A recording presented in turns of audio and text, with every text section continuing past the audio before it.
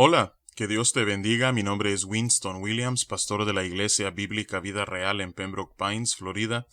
Bienvenidos a otro episodio de Vida Devocional, un ministerio de la Iglesia Bíblica Vida Real, cuya misión es sembrar la verdad de la palabra de Dios en los corazones de los hombres y cosechar vidas nuevas para el reino de Dios.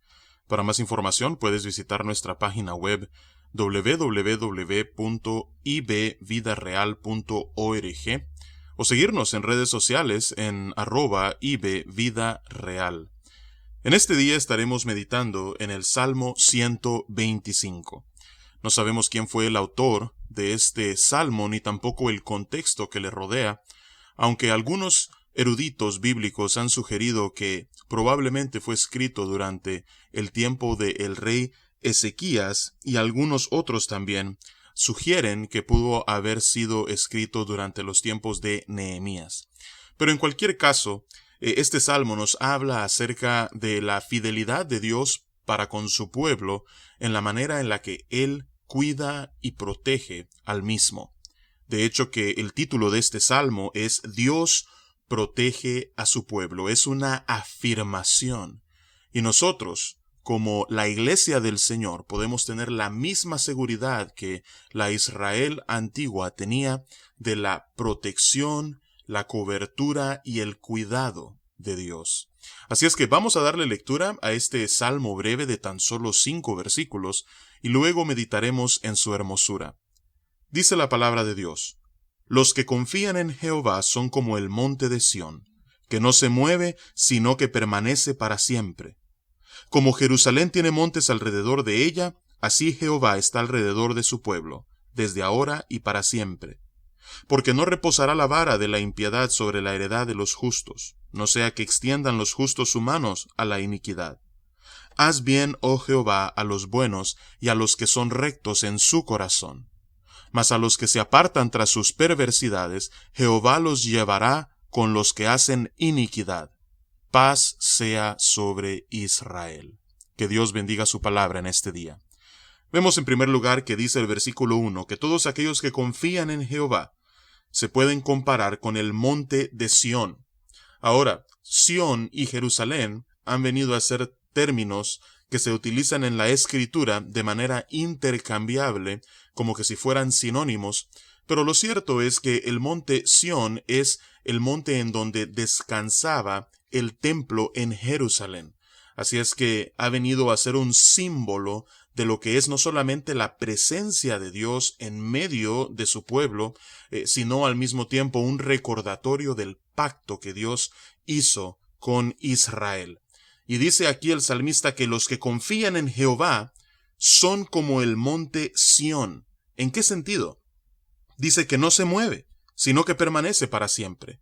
En otras palabras, la idea que se está transmitiendo por medio de esta analogía o esta comparación es que aquellos que confían en Jehová, por cuanto su confianza está en la roca, pueden estar firmes, no solamente en los tiempos de bonanza o en los tiempos de paz, sino aún en los tiempos de guerra y de gran dificultad. Así es que acá comienza el salmista con una afirmación de fe. Aquellos que confían en Jehová, aquellos que han depositado su confianza no en sí mismos, no en lo que son, no en lo que tienen, ni en ningún otro ser humano, sino que nada más y nada menos que en el Creador de los cielos y la tierra, el Todopoderoso, Jehová de los ejércitos, aquellos que confían en Él. Entonces son los que permanecen firmes, y no solamente durante un tiempo, sino que dice el versículo 1, para siempre. Dice el versículo 2, como Jerusalén tiene montes alrededor de ella. Si nosotros vemos a la ciudad de Jerusalén, así como por ejemplo el monte Olivo está al sur, al este de Jerusalén, así hay montes a su alrededor, y aquí nuevamente hace otra comparación hermosa el salmista. Dice, como Jerusalén tiene montes alrededor de ella, así Jehová está alrededor de su pueblo desde ahora y para siempre. O sea que no solamente aquellos que confían en Jehová pueden estar firmes en todo tiempo por cuanto están anclados en la roca, sino que además pueden tener la seguridad plena que así como los montes rodean a Jerusalén, así la presencia y la protección de Dios rodea a todos aquellos que somos parte de su pueblo. Y cuánta seguridad y cuánta paz eso nos brinda. ¿Cómo debería hacer eso que nosotros durmamos tranquilamente y que podamos vivir con toda paz y seguridad al saber que es Dios mismo, nuestro hacedor, el que también es nuestro protector? Eso es lo que declara el versículo 2. Jehová no solamente te sostiene en el versículo 1, sino que además Él te protege en el versículo 2. Y continúa en el versículo 3 diciendo, porque no reposará la vara de la impiedad sobre la heredad de los justos. Si este salmo fue escrito durante los tiempos de Ezequías, esta vara de la impiedad a la que hace referencia el salmista podría ser quizás el imperio asirio, pero también si fue escrito más tarde, durante los tiempos de Nehemías, cuando el pueblo regresa, ese remanente, a Jerusalén, en ese momento ya no dominaban los asirios, sino que quien dominaba era el imperio medo-persa. Así es que esta puede ser una referencia ya sea a la opresión asiria o al dominio medo-persa. Si es que en realidad este salmo fue escrito durante cualquiera de estos dos períodos.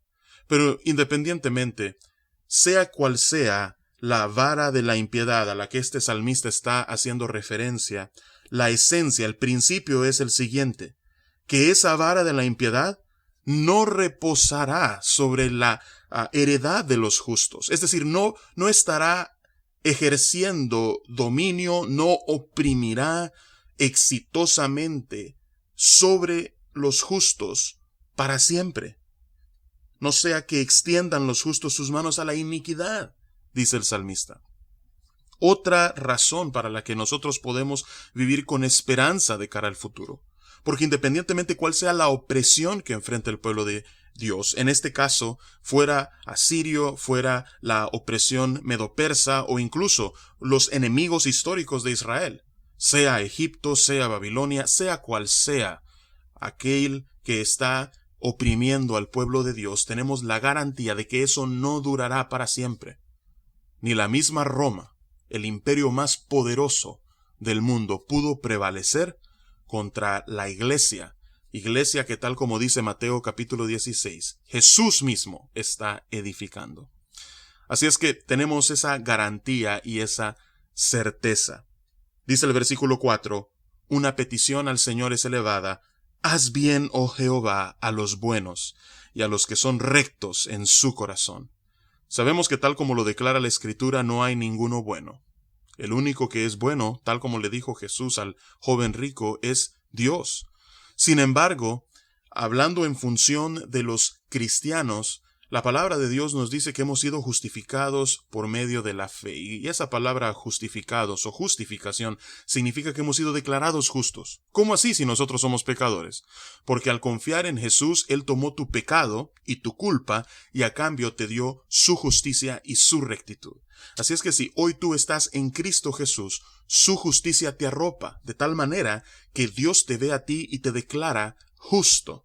Así es que aquí nosotros podríamos entonces decirle al Señor, haz bien, oh Jehová, a los que tú has purificado, a aquellos que tú has declarado justos y rectos y estás transformando de adentro hacia afuera a medida tocas y moldeas su corazón para que sea un reflejo de la imagen de tu Hijo Jesús. Esa sería una buena aplicación al creyente hoy, a la luz de la obra que Dios no solamente hizo al salvarnos, sino continúa haciendo en nuestras vidas.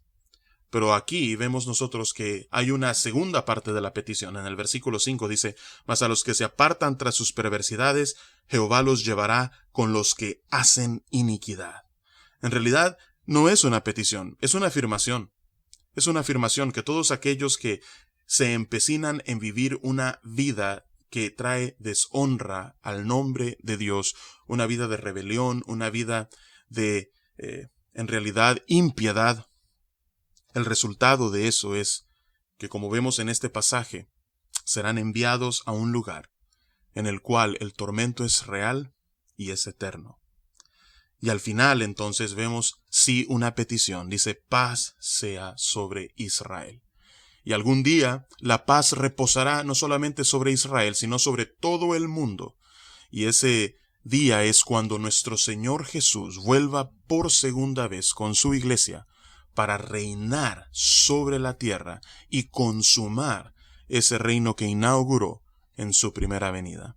Así es que mientras tanto, oramos que el Señor, como dice el versículo 1, nos mantenga firmes, como dice el versículo 2, que nos pueda proteger, y como dice el versículo 3, que aquellos que nos oprimen, que su vara no permanezca para siempre.